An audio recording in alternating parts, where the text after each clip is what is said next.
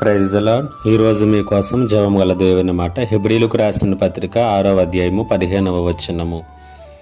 ఆ మాట నమ్మి అతడు ఓర్పుతో సహించి ఆ వాగ్దాన ఫలము పొందెను.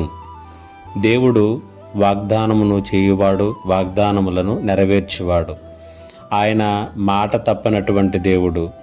ఆయన ఎవరికైనా ఒక వాగ్దానం చేసినప్పుడు నిశ్చయముగా దానిని నెరవేరుస్తాడు. దాని ఫలాలను వారికి ఖచ్చితంగా అనుగ్రహిస్తాడు.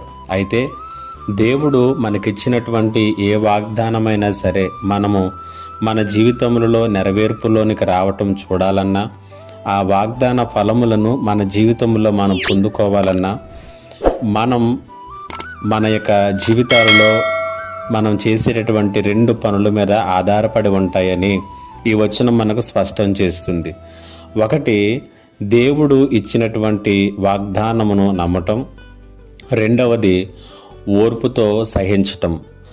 ఈ 2 కూడా వాగ్దానమును నెరవేర్పుకు చాలా ప్రాముఖ్యమైనటువంటివి అనే సంగతిని వచనం తెలియచేస్తుంది. హెబ్రీ పత్రిక 6వ అధ్యాయం 15వ వచనంలో అబ్రహాముకు దేవుడు ఒక వాగ్దానం చేశాడు. ఆ వాగ్దానమును అతడు ఎలా పొందుకున్నాడో హెబ్రీ గ్రంథకర్త రాస్తూ, ఆ మాటను అతడు నమ్మి అతడు ఓర్పుతో సహించి ఆ వాగ్దాన ఫలమును పొందెను అనేటువంటి మాట చూస్తున్నాం. కాబట్టి మాట ఇచ్చినటువంటి దేవుణ్ణి విశ్వసించటం, రెండవది ఓర్పుతోనూ నిరీక్షణతోనూ ఆ వాగ్దానము నెరవేరేటంత వరకు కూడా సహనంతో కనిపెట్టుకుని ఉండటం అనేటువంటివి అవి మన జీవితాలలో ఆ వాగ్దాన ఫలాలు పొందేలాగున మనకు సహాయపడతాయి. ఎందుకు దేవుడు నీకు ఒక వాగ్దానం ఇచ్చాడని నమ్ముతూ ఉన్నావు.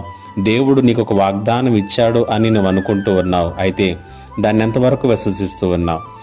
అది నెరవేరుతుంది అనేటువంటి ఓర్పు, నిరీక్షణ నీలో ఎంతవరకు ఉన్నాయి? ఈ రెండింటి మీదే ఆ వాగ్దానం యొక్క నెరవేర్పు ఆధారపడి ఉంటుంది. దేవుడు అలాంటి విశ్వాసంలోనికి, ఓర్పు నిరీక్షణలోనికి ఈ మాటల ద్వారా మీ జీవితంలో నడిపించును గాక. ఆమేన్. ప్రార్థన. మా గొప్ప దేవుడైన తండ్రి, నీకు వందనాలు. ఈ మాటల చేత మా విశ్వాసాన్ని, మా నిరీక్షణను, మా ఓర్పును బలపరిచి నీ వాగ్దానములు నెరవేర్చేటటువంటి స్థితిలో, స్థాయిలో మమ్మల్ని నిలవబెట్టుమని యేసు నామములో అడిగి వేడుకొనుచున్నాను తండ్రి. ఆమేన్.